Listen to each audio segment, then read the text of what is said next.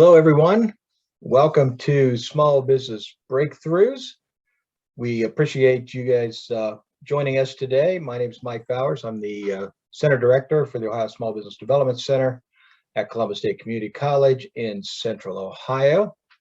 And we are excited to be able to do this today because it is definitely a winter wonderland here in Central Ohio. I know that a lot of us are snowbound, and I know that, I'm doing this from my home, as you can see, trying to stay warm. I've got the fireplace video going in the background, so hopefully that'll help.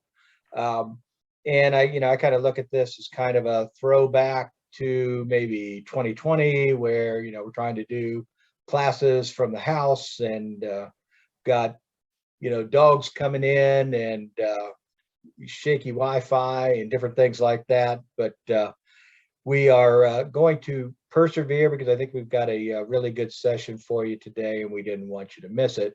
And, one of the ways that I get away from the dogs coming in and the shaky Wi-Fi is by normally doing this at the Dublin Entrepreneurial Center. And obviously I can't be there today, but I do want to introduce Chaz Frutel, who is the manager of the Dublin Entrepreneurial Center, and have Chaz share something about the center and what they can do for you as small business owners. Well, good morning, Mike, and it's a pleasure as always to co-host these events with the Ohio Small Business Development Centers, and certainly ours based out of Columbus State Community College. So it's great to be a part of this. SBDC has been a partner of ours since the beginning of the deck back in 2009, and truly has been an outstanding partner along the way. And don't know anybody else in Central Ohio that does a better job in helping small businesses to get through their early and ongoing struggles. So Mike, it's a pleasure, and I'm at home today too. I just got done snow blowing the driveway and all the sidewalks and everything. So when I'm done with this, I don't know, I might go sojourning and see what the community roads are like today. But anyway, excited for the event today. Excited to share just a few seconds here about what the deck is all about. As I just mentioned here a minute ago, we've been around since 2009. We were launched by the city of Dublin and partners like SBDC and Rev1 Ventures. We're proud to host at any given time between 130 and 165 businesses on site.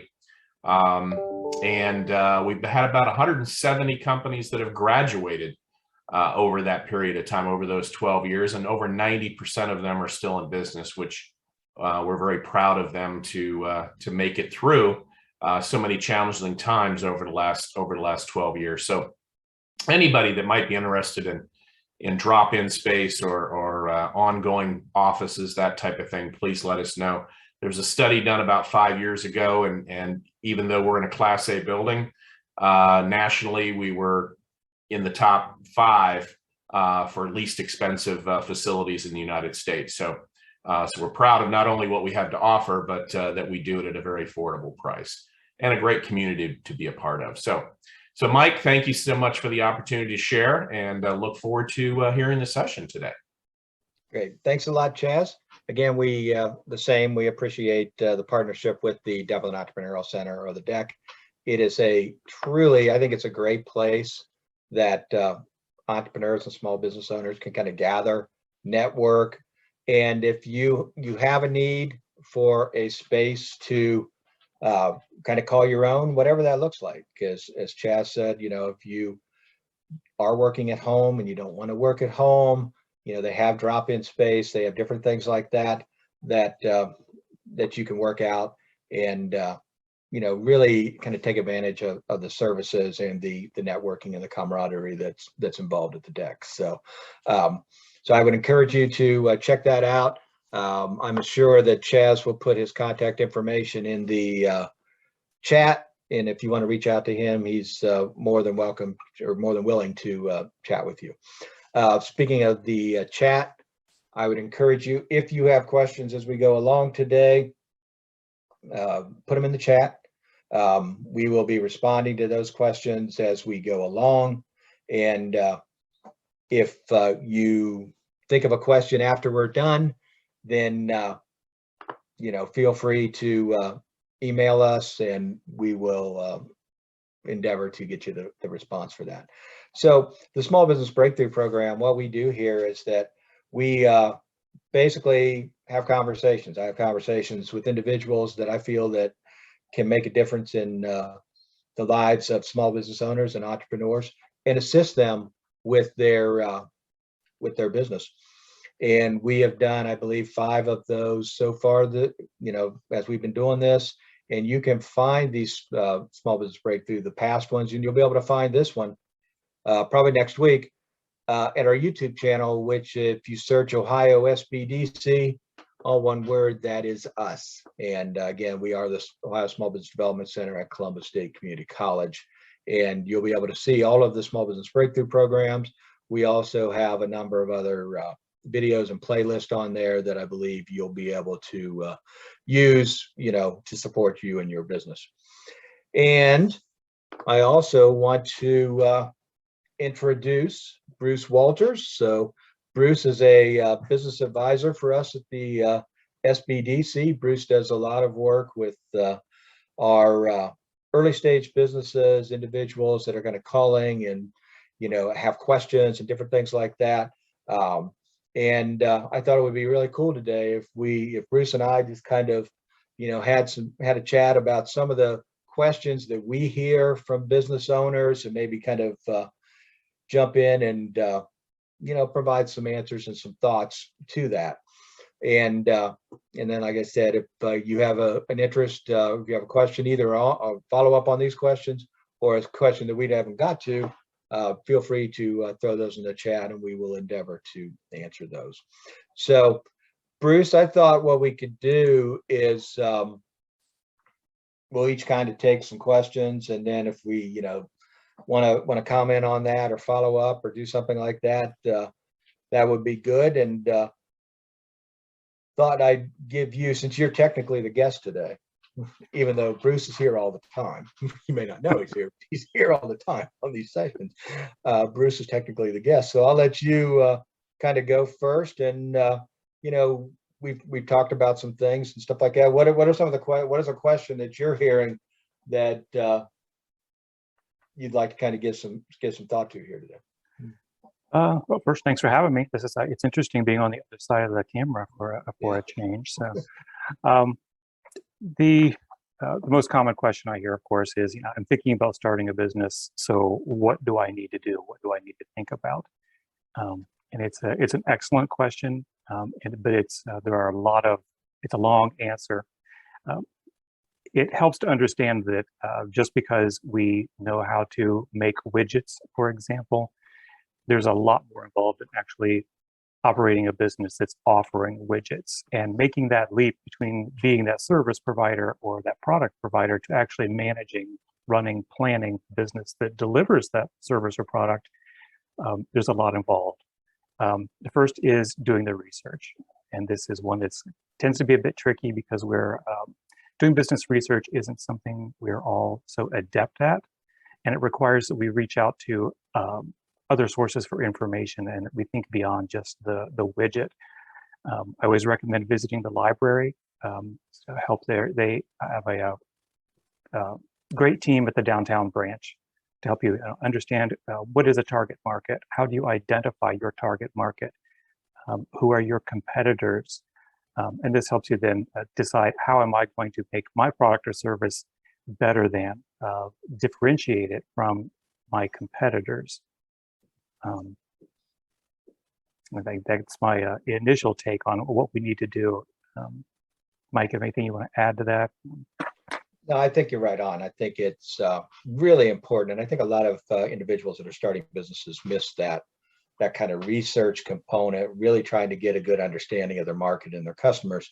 Because again, they tend to say, okay, I want to start this business because, one, it's something I'm interested in. I'm really passionate about it. And two, I think it'll work, And I talk to my friends and my family, and they all think it'll work. But what you really want to do to be able to move this business and really have a good start is to understand what your market is. And, you know, one, to be honest with you, your friends and family may not be the market, number one. Number two, your friends and family are more than likely going to tell you what you want to hear because they want you to be happy and they want you to be successful. So they're going to say, yeah, it's the greatest idea in the world. So, you know, kind of get out, start talking to other people, get an understanding of what's going on. I would encourage you, you know, a little bit of a commercial, I guess. So, you know, if you're wanting to start a business, I mean, that's really one of the pieces that we really do. I mean, Bruce and I do a business startup workshop every month. I think it's the second Wednesday at 5:30 every month. It's called BASE, the Basis of a Successful Enterprise. And you can find that on our website. You can register for that. It's free of charge and it's online just like this. And then we have another session beyond that. If you're interested, we call it BizStart 2.0, where we do get heavy into this market research. So you don't have to do it yourself. There's somebody that can assist you with that. Specifically, it's Kevin Hammond, who's one of our advisors, and he has been doing this BizStart session for, what's he on, like class 54 or something like that. You know, he's been doing it for a while, and he's been with us for a long time, so he can support you. And as a matter of fact, Kevin is doing an expert office hours program at Innovate New Albany today. So he's doing similar types of things we are, answering questions and supporting folks. So I would encourage you to take advantage of that. Also on our website, if you're at the stage of, you know, I'm thinking about, I don't know what to do. We have a self-paced online startup model that is on our website that you can go access, work through at your own pace. And even if you've started a business and you're kind of saying, well, maybe I missed something, or, you know, what about this, or I don't understand this or that, you know, go ahead and jump in and check it out, because it can definitely you know, provide you some assistance. It's self-paced. It goes at your own, however much time you want to put into it. And, you know, there's no out-of-pocket cost to that. It's just the time that you're going to spend on working on your business. So, so yeah, so that's how I would look at that. If we move on, I guess I'll kind of pick a question that, you know, I run into a lot. You know, and it's kind of around asking for a loan. I get a lot of folks that, you know, come to me and they're at the early stages of their business. So they're either a startup or they're at the early stages of their business. And, you know, they come to me and they say, hey, I need to get a loan, but I've heard that banks don't want to deal with startups. They're not interested in that. Or, you know, I've talked to a bank and, you know, they don't seem to be very interested and stuff like that. And what, you know, I like to share with them, and what I want to share with you today, really, when you're doing that, you know, your job, if you're interested in getting financing, if you're interested in getting a loan from a bank, then number one, you need to understand what the bank is in business for, why the bank is there. The bank is there because they're there to make money, and they need to make money. They will make loans, and they need those loans to be paid back. And if you are wanting to start a business and your expectation is this business will actually, you know, pay for the loan, then you've got to be able to communicate with the bank and make them understand, okay, this is my vision, this is my projections, this is how I see this working, in an organized fashion that puts their minds at ease, for lack of a better word. And the way you do that is with some sort of business plan. So any of you that participate in BASE have heard me do things or have talked to me, you know that I don't like to use the term business plan that much, because I think it denotes, you know, going and downloading Business Plan Pro and just answering questions and stuff like that. And most of the time that's true. What I would recommend you do in any phase of your business is create some sort of plan, some sort of operating plan that you can do to have something, a document that guides you in building and running your business, that helps you execute. Now, I will use the term business plan when I'm talking about loans because that's what banks are looking for. So if you've done, the work on the back end and you've created an operating plan and you understand the sales strategy and you understand your marketing and you've done some projections, it's actually very easy to build something into a business plan that will speak to the bank. And obviously these are types of things that we do. When you go to the YouTube channel, you're actually going to see some videos there from Ellen Harvey where she's talked about, our loan packaging process and different things like that. So that can be of help to you too. But, we do a lot of work with individuals that are interested in that. So before you go to the bank, what I encourage you to do is do the work and understand the process. So when you do talk to them, they're like, okay, this person's got their stuff together. They know what they're doing. I understand what they're doing. And I can now make a case to get their loan closed. Bruce, I don't know if you have any thoughts on that, because you deal with a lot of folks that are inquiring that way. Yes, business plans, exactly as you said. Downloading a template and filling in information is not helpful, particularly when you're talking about approaching a lender. And hiring somebody else to write a business plan for you, likewise. More often than not, that's a waste of time and money. And it's frustrating because you wind up with a product that you believe is suitable and is going to accomplish your objective, and it doesn't work.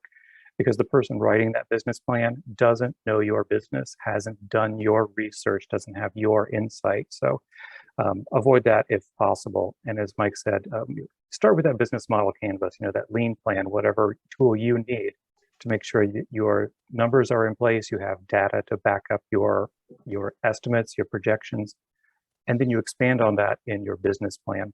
And a good way to think about it is writing an autobiography as opposed to a biography. Hopefully the best information would come from that autobiography because you know you better than anyone else, as opposed to somebody else writing that story for you. So that when you approach the lender, you're prepared to actually answer questions, hopefully before the lender even asks them, such as accounting for how you're going to generate the revenue to pay back that loan as a part of your business plan rather than being an afterthought. And that proves to the lender that you have already thought that through and the plan is thorough and based on fact and not just on assumptions and frequent visits to your thesaurus, which we see a lot. So, yeah, absolutely. So, great tips there. And if you are looking to get a loan for your business, again, let us know. I mean, we'd be happy to kind of coordinate with you and, have some conversations about how this could look, what gets to be done. And, we have different connections with different lenders that, if you don't have a bank, if you don't have a credit union that you deal with, we can potentially help connect you if needed. So, Bruce, what's another question that you hear? Grants, hearing a lot of requests for grants these days. And I think it's more at the forefront of our minds right now because the pandemic has resulted in a lot of relief grants, which are for existing businesses. So it helps to think about grants as, what are grants? And I think there are, four. There are research grants, which are going to go to colleges, universities that are conducting research. There are educational grants, if you're talking about your Pell Grant or something to help pay for tuition. There are grants that are issued to nonprofits for delivering a product or a service to clients who typically aren't paying for it. And then there are relief grants that we're hearing about now. So good way to think about this, if you're thinking about grants as a source of startup capital, you can typically just disregard that entirely. I've not seen any grants that startups are eligible for. Don't know if Mike has. Relief grants, those are for existing businesses that have been affected by the pandemic. And generally, to qualify to even be considered for one, the business would need to be open for business, generating sales, around about January, February, March 2019. Is that right? It seems like the pandemic's been going on forever. So, or that 2020. Yeah, it's usually about 2020, somewhere Right. in there. Got it. And they're going to be looking for information to validate, to prove that that business has been up and running. So they'll want to see tax returns, definitely tax returns, maybe some financial statements or bank statements, maybe payroll records, depending on what the grant requires. Yeah, the grant's kind of tricky there. So think about, where is the grant? If you're an existing business and you want to pursue a grant, know why you want to pursue that grant and what's involved. We are grant funded, and we've got several grants that provide a variety of services to our clients. And the amount of work involved in those grants, even if you are a nonprofit, is sometimes just backbreaking. There's a lot of paperwork involved, and there are outcomes. So the grants are issued to an agency to deliver a product or service. So it needs to be demonstrated that the business can deliver on that promise, first of all, and then it has to prove that it's done it. And if you're talking about a reimbursement grant, for example, if you don't deliver, you may not get that money back. So if you're a nonprofit and thinking about that, really dig into it and make sure you understand what a grant is before you even ask for it. Yeah, absolutely. When we talk about grants, in the past, I mean, I've been doing this for like 1,000 years, and it was been a challenge because we get folks, you see stuff on the internet, or you see the the guy running around on the infomercials with the question marks and all that kind of stuff on his jacket, and they're like saying, hey, you can get grants, there's government grants, and and I've even seen more, probably since the pandemic, but I see these YouTube videos where you have organizations talking about where to find grants, and that just basically it's clickbait. It's to get you to kind of come and do that, and then basically they tell you to go to the SBDC or to go to somebody like that, right? Well, we don't have grants. I mean, but we we work with small businesses, so I guess technically we're your grant. But if you're looking for money, if you're looking for grants, I mean, as Bruce said, I mean, if you're wanting to start a business, or you're, really trying to build and grow your business, don't think that the government having grants for you is really your option. Okay. Number two, if you do see grants, take a look at it, really get to understand what it is, and make sure that you qualify for it, because you could be doing a lot of work, pulling together tax returns, doing different things like that, and then you go to apply, and then as soon as you hit submit, you get an email that says you don't qualify. So really understand what's involved before you get in there. And if you found a grant and says hey, this is something that looks like it works for me, but you're not really sure, let us know. I mean, we're happy to kind of look at it and see what it is, and if it does work for you, then we'll absolutely tell you, hey, this works for you. But most of the time, it's not going to work. And then the unfortunate part of there's multiple unfortunate parts of the pandemic, but from a business standpoint, I've seen a lot of existing business chase grants. And so they've gone from their business model in 2019, making sales, servicing customers, et cetera, to their business model in 2020 and 21 is chasing grants around, trying to find relief grants, trying to, do a PPP loan, or trying to get, the grant from this organization, the grant from that organization. I mean, we were involved in the City of Columbus, Franklin County Recovery Grant Program in 2020, and that was, small grants to help people kind of overcome, issues of the pandemic. And not everybody qualified, and it didn't fit for everybody. So I want you to think about, instead of really thinking about, okay, I'm going to chase grants around, think about your business model, how you can get customers, what you need, and different things like that. And I think you're going to be far better off. And like I said, if you have questions on grants, don't hesitate to let us know, because we'd be more than happy to kind of take a look at it with you, make sure that you understand that. So let's see. Let me think of a question that I hear a lot. One question I hear a lot, Bruce, is around websites. People think, okay, well, I need a website, I need a web presence, and or I have a website and it needs an update, or I have a website and it's really not doing anything for me. I thought that I'd be getting business or something like that. And what's important for the individual to think about when it comes to thinking about a website. And when I think about websites, is that you need to think about your website and what you want that website to do. And that can be multiple things. So, I always say that you need to get your website such that it will convert. Now you might say, okay, but what does that mean? Well, it can mean that you're getting sales from it. And people go there, they see something, they buy, and you go from there.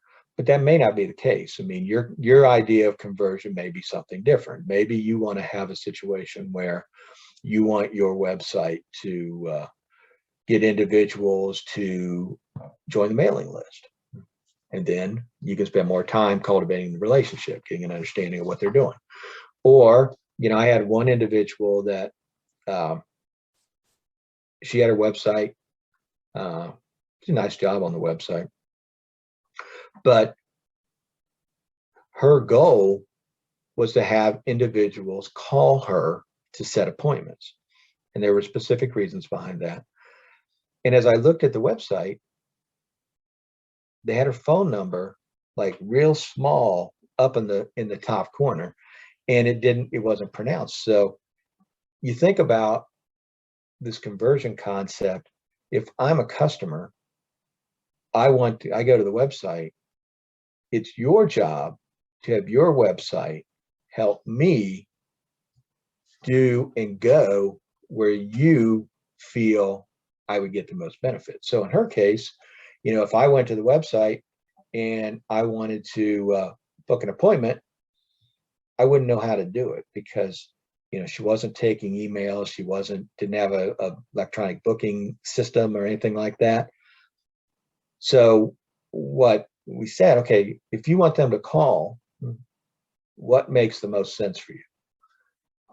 That phone number needs to be highly visible. It needs to be pronounced. It needs to be very clear. So me, as a customer, potential customer coming to that site, know that I want to book an appointment. I need to call, and this is how I do it. And that's some of the things that I think a lot of people don't see. And I think a lot of folks that go maybe deal with developers and stuff like that, they haven't really thought through what they want this site to do. And they get overwhelmed by the developer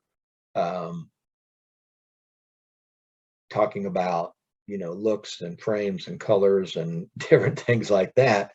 And they end up with a site potentially that doesn't do what they want. So it's important that you understand that going in.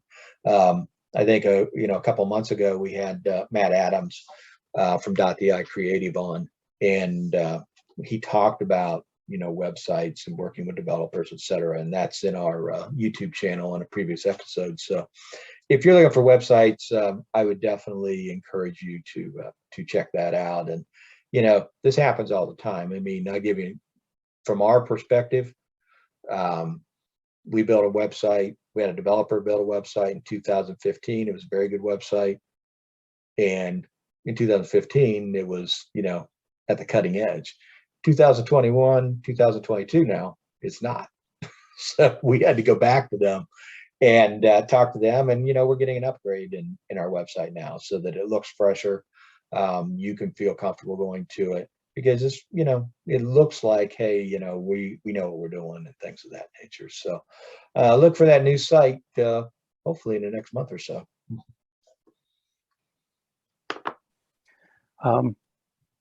Yeah, good points. Good points. I think that very often when a business needs a website, there's this temptation to go find a template and throw it up on the on the internet and let it sit there. And it's unfortunate, really, because the website is being placed by the business owner, and it's an expression of the business's brand as perceived by the business owner, and it doesn't occupy a defined place in the business's marketing strategy and in its sales funnel. So a website is as a tool in your marketing strategy, and you need to be able to clearly identify where it falls in that marketing funnel and what it's going to accomplish. And it will work hand in hand with other tools such as a blog, your Facebook page, Pinterest, wherever else is appropriate for the business. And there's the conversion point, as Mike was saying. And what is that conversion point? You have to be able to verbalize that for yourself. Is it actually clicking the buy button? Is it send us an email, contact us, get started now? Something. As consumers, we love directions. We love being told what to do. So as a business owner, it's your responsibility to tell that visitor what they're going to do. It's also important to make your website appealing, sticky. Think about a Cinnabon. How many times have you walked through a mall and you're struck by that smell of Cinnabon and your gut instinct is, I must have a Cinnabon? So that's what they're doing. They're appealing to you. They're making that so attractive that it engages you. It makes you want it right then and there. And maybe that, you could be in the mall 15, 20 minutes, an hour, and you'll get a whiff of that later on. And again, you want that thing. So the website needs to do the same thing. It needs to be fresh. It needs to be engaging. It needs to be current. Think about driving down the street and you see a derelict storefront and you think that the business is still open, but it looks pretty bad. That's what your website can do for you. If it's not being maintained and refreshed, if somebody visits and they see that the last update was 7 years ago, what does that tell the visitor? Are they even still in business? Are they not paying any attention to it? Is it as good as it's ever going to get? So don't create an opportunity for visitors to ask those questions. They should be able to visit the website, get what they want, engage you, take that next logical step in whatever your sales funnel is. So, and again, if you need help with that, reach out to somebody. Reach out to your advisor, your web developer, if you're hiring one, should be able to help you with that as well. So don't leave that up to chance and templates. Yeah, absolutely. Absolutely. So luckily, Bruce, it's your turn to pick a question to talk about, because now I need to go find some cinnamon rolls. Cinnabon, love me some Cinnabon. That's right. Let's see. Well, I guess we'll stick with the marketing angle here. So I've said my business is on lots of social media platforms, but I don't get much business from them. Why is this? My first guess would be they're the wrong platforms. So every target market also relates to a specific social media platform or group of platforms. So maybe a younger audience is attracted to TikTok. Me being the age that I am, I'm pretty much it's Facebook. That's good for me. Maybe I'll visit Pinterest once in a while. So you need to understand who is your target market and where are they going, so that you know that you're speaking through the right platform. So using the wrong platform would be like randomly dialing a number on the telephone and not understanding why the person who answers isn't interested in your widgets. Well, maybe they don't have any need for widgets, or they manufacture widgets. Know who you're talking to. The other is, what content are you posting? We all have experienced, and I'm sure we all hate, you're following a business on Facebook and all they do is advertise to you every day, 7 days a week, and eventually you get so sick of it, you just don't want to hear it anymore. You just unfollow them. You maybe block them. Take whatever action you can to stop that. There's no value in advertising to people who already know who you are. What's important is engaging your target market and adding value. And if you're, say, you run a daycare center, well, you don't have to advertise your daycare center all of the time. They already know who you are. But what can you do to add value through your Facebook page? And this could be tips on dealing with COVID, keeping your children safe, a quick discussion about what masks do and don't do, information about vaccinations, whatever is appropriate for your business and your target market. So this doesn't sell your business, but it does position you as an authority on a particular subject matter, which would be keeping your children happy and healthy, that you don't have to sell. And a balance is to think, 80% value add, engagement, and then 20% sales. And that's just a ballpark there. But, that's what I bet. Yeah, to add for our social media, Mike.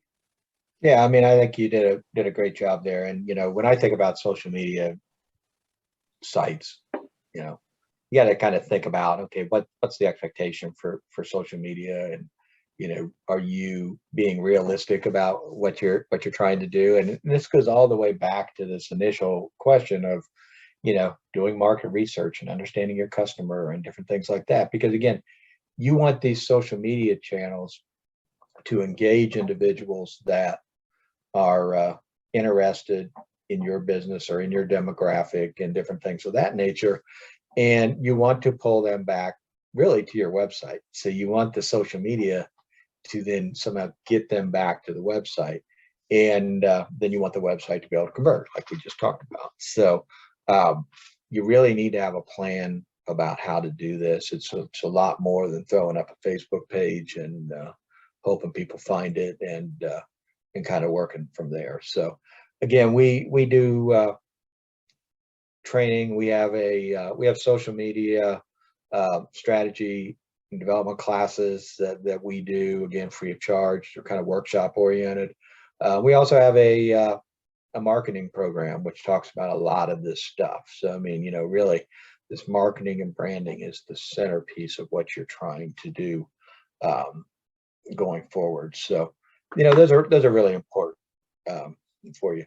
Now we're going to try something different, Bruce. Here we have an individual that's on the session. We have Dwayne Lee, who is watching this. And Dwayne, hopefully you can turn your mic on. Would love to get you to jump in and say, what your thoughts are on what's kind of one thing that you think small business owners should be doing to help build and grow their business. If you don't know Dwayne, number one, I don't know how that's possible. I think everybody knows Dwayne, but he worked in banking for a number of years. He's now shifted over to the city of Columbus and their development office. But Dwayne's always been kind of my go-to if I have questions on loans and different things like that. And so Dwayne, I don't know if you wanted to share anything with the group.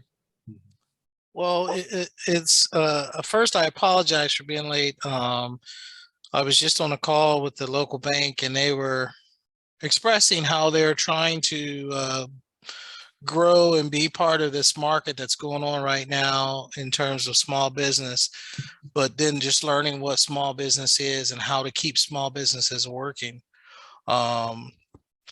I guess one of the things I saw before I left my banking career was that there are many changes right now happening at the same time. Small business is experiencing, shortfalls of cash flow, shortfalls of employees, and definitely, the rising prices of what you have to pay an employee to come in and do a normal day's work, right? You're almost paying them over the consistent dollar amount just to get them to come in. So before I left my banking career, I had many discussions with some of my peers and other peers at other banks. And it just seems like, happiness is what's controlling a lot of this. When people are happy in their job, they are happier workers, better workers, and there's a sense of loyalty that exists. Finding that happy place right now, I think, is probably the hardest time during the pandemic, because the pandemic itself just puts fear factor in people's lives that a lot of people don't understand. So I commend all small businesses right now for being part of this economy. How to change it, I think it's something that's reoccurring now. Or it's not one way that you can change it. I think it's something that's happening that you got to stay abreast of everything going on to stay in front of it. and that's probably the one thing I would say is you have to be open-minded to a lot of the changes that are going on and stay in contact, of course, with people like Mike over at Mike and Bruce at Columbus State, their Small Business Development Center, because they're seeing it, getting that information up front first and foremost. So the changes, they're right in front of it. But then also just knowing that, as generations change, new business owners transition into the position of being an owner, new companies arrive. There's always going to be new, I'd say, new innovations that they want to see. Business is not the same yesterday as it is going to be tomorrow.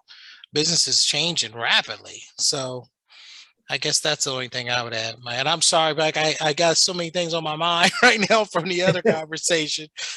Well, you did a great job because I didn't tell you I was going to do this. So that's not a bad deal. But, that's a great point because, so many things are changing and it is changing rapidly. Yeah. And what we tell a lot of folks, if you think you're going to run your business the way you ran your business in 2019, in 2022, you're going to have a problem. You really need to understand your customers and your market. You need to stay engaged with them. In the first session of these we did with TJ Evelyn, that was his big thing. Reach out, talk to your customers, really understand what are they facing, what are they doing, and make sure that you are being flexible. I don't want to say the word pivot per se, but you're being flexible and you can move with your market so that you can provide the kind of products and services that they're looking for and in the way they're looking for it. In 2019, every training program we did was live. Dwayne used to come over to the campus at 7:00 at night and do a session and things like that. And now every session we do is virtual.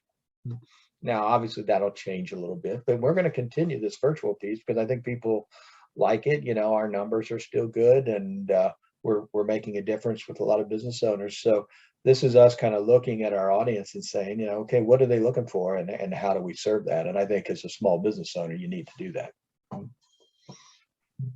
Mike, I think you guys are spot on in what needs to be done. I think with the ever-changing community, and it's funny you said I was on the phone when my previous conversation, I was on a call with a small business owner. And he said, well, I never took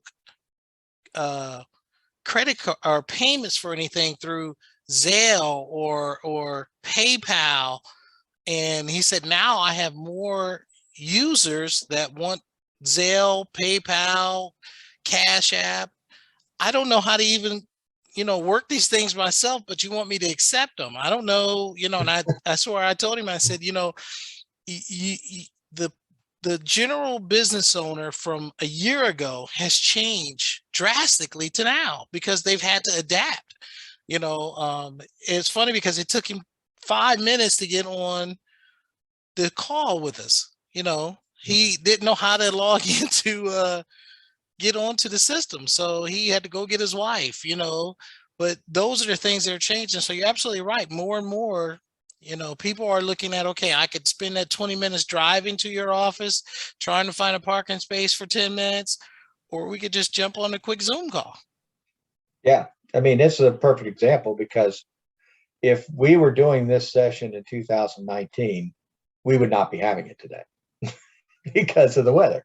It would be, we're all snowed in here in Central Ohio. We wouldn't have this, but because it's 2 years and we've been doing this, this is not a big deal in terms of being able to offer this today. So it's really, being flexible and understanding that. So Dwayne, I appreciate you jumping in. What we'll want to do is have you on where I actually give you some advance notice and say, hey, you did a great job today. Thank you. Sure thing. So Mike, if I could add to that, Yeah. it all ties together. You were talking earlier about so many businesses shifting and being focused on chasing grants, to try to sustain their business. And it's unfortunate, but businesses that were doing well and went into the pandemic and were able to sustain themselves and bring that flexibility to the table are still doing okay. It's businesses that weren't doing well, that were just hanging on, that really started dropping off the radar once the pandemic hit. And rather than looking at their business model and determining how they can be flexible, instead they shifted over to looking for grants. And those grants are drying up quickly. So once they disappear entirely, then the business is left with an outdated model, and they still have that same problem because consumers are expecting something new now. So the availability of services is expanded, just like Mike said. We're doing this online now, and we're doing webinars any time between 10 in the morning and 9 o'clock at night some days. So consumers are looking for that convenience, and if the business hasn't considered that, then they're already behind the game. So there's a lot of catch up to do there. Yeah, absolutely. Absolutely. So we're kind of winding down here a little bit. Bruce, you want to pick one more question, and then we'll get to the wrap up here. I guess we can do a quick talk about employees versus independent contractors, because I do hear that quite a bit. Businesses have a tendency to think that if they hire an independent contractor, that they wash their hands of all responsibilities for having somebody providing a service for their business. And unfortunately, that's not the case.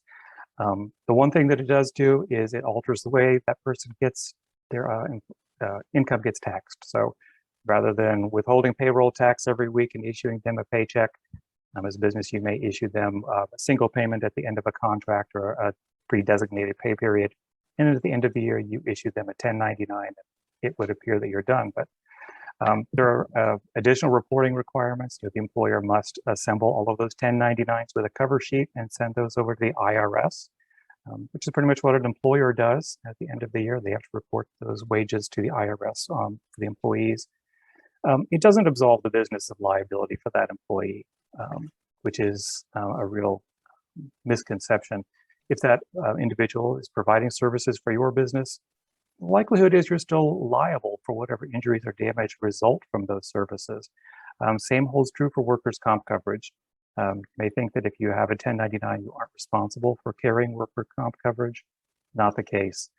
And depending on what party you ask, how we define an employee varies. So your accountant may give you one definition, which is based purely on bookkeeping and taxation. Your workers' compensation has a different definition. The IRS will have a different definition. Your insurance company, the party that sues you if the contractor accidentally kills their cat while installing drywall in their living room, it varies. So definitely take a hard look at that. Have that conversation with a business advisor, with your CPA, your attorney, which ties into insurance. If your small business doesn't have insurance, you definitely need to have that conversation with your insurance broker or agent. Just because you have an LLC doesn't mean that it's free and clear and that you have no liabilities. They're still there. They're just hiding. And an insurance broker or agent will help you discover where those risks are, and then to get the coverage as appropriate for your business. So, Mike, anything you just add to that? Well, everything you said is spot on. And, the thing that I hear a lot of times when we're talking about employees and 1099s is that the business owner is looking, let me go to 1099s because it's cheaper to me. That's going to cost me less. But if you're in fact asking that 1099 to do the same thing you would be asking an employee to do, then they're actually an employee. So if the expectation is they're going to come to your office, you're going to provide them equipment, you're going to tell them how to do it, you're going to do all this, that's not a 1099. That's not an independent contractor. That is an employee. And if it looks like an employee, acts like an employee, it is an employee. And that's where you could run into problems. One, they are looking at enforcement on that. So there's more enforcement going around. than it used to be. But where you tend to run into problems is if you have an employee that you're not paying any sort of benefits to, you're not supporting them in terms of any of that, and yet you're asking them to act like an employee. If they leave your engagement, they could sue you for that, and you would be liable. And we don't want that. So, yeah, if they're in fact an employee, you should make them an employee. And we can help you think through that and stuff like that. And we have other folks that we can connect you with that can give you some level of guidance on that. But doing stuff on the cheap is not always the way to do it. I'm not saying that you got to go out and buy $1,000 X chairs and stuff like that to do your business, but there is certain things that you should do and you get to pay for, and it's just part of doing business, and that needs to be part of your plan. So that's great, great advice. So we're going to be wrapping up here with our closing question. Now Bruce is, we said, behind the scenes all the time. Hopefully he remembered there's a closing question. I didn't remember to say that to him, but I do want to mention before we jump off here that on Thursday, March 24th at 11:30, I believe it is a Thursday, on the 24th, we'll be having another session. We're having our, what month is this, Bruce? It's February. It's February 24th. So on February 24th, we're going to have Jesse Mark, who is the director of Minority Business Assistance Center at the Columbus Urban League. And he'll be talking about some of the same things that we're talking about, what he's seeing, but at the same time, we're going to be talking about certification and getting your business ready to do business with the government. So that is February 24th, 11:30. We'll be having another small business breakthrough, and we hope that you guys can join us. So we're going to wrap up here with our closing question, and I'm going to throw the question to Bruce first so I can think about it. What would you recommend the folks that are on here? What's the one thing they should do today between now and midnight to kind of start to move their business forward, other than dig their cars out and potentially, try to get out of their house? Establish an objective. I think of business as it's a journey, it's a trip. And we don't just hop in our car and decide, okay, we're going on vacation, and then sit there and wait for vacation to happen. We know where we're going to go, and then we can determine if we got there or not. We can plan how we're going to get there. So a business that's taken a business as usual approach and has no objectives is not able to determine if it's gotten where it's supposed to go. It doesn't give you anything to measure. There's nothing to plan for. So I think that objective is really important. And even if by midnight you can't identify it, start a list. Take a look at where you've been and determine where you think it's reasonable for you to go, and then raise the bar a little bit for yourself, and then plan to get there. Absolutely. One thing that I would recommend folks do, and it gets back to, this is permeated all the way through this, is you've got to really understand your customers, and you've got to engage your customers. And I would encourage you to take some action today to get a better understanding of what your customers are up to, what your customers need. If you're not engaging them on a regular basis, then you're missing the boat. And this gets back to what Dwayne and I were talking about. You have to understand what they are looking for, and think about how you can provide it. Because again, the best way to understand what they're doing is not to guess, it's to ask them. And they're going to be willing to have that dialogue. And that could be, maybe today I go into my database and I pick out some emails and I shoot some emails out to some of my customers. Or if everybody's snowed in, maybe you get on the phone and give somebody a call and say, hey, just want to touch base with you, and thank you for being a customer, thank you for doing business with us, and how can we better serve you? So I'd encourage you to do that and make that just a regular part of your routine, and you can start doing it today. So With that, I want to thank everybody for joining us today. The Small Business Breakthroughs program is a program of the Ohio Small Business Development Center at Columbus State Community College in partnership with the Dublin Entrepreneurial Center. And I encourage everyone to really think about what it is you want with your business and make that happen. It becomes a self-fulfilling prophecy. You don't guess, you don't hope, you get to make those things happen. So look forward to seeing you next time. Don't forget to jump on our YouTube channel and check out past episodes and some of the other videos that we have available to you.